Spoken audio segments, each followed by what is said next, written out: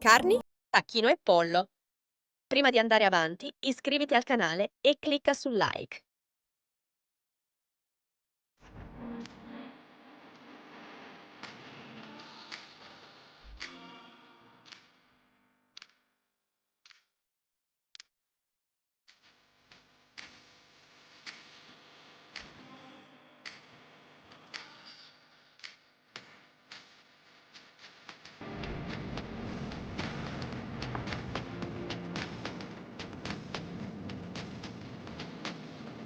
La yogurt verde, formaggio feta, ricco, spezie, basilico, origano, rosmarino, prezzemolo, bergamot, zenzero, tè verde, vino rosso, aceto di vino, aceto balsamico, hummus, balsam.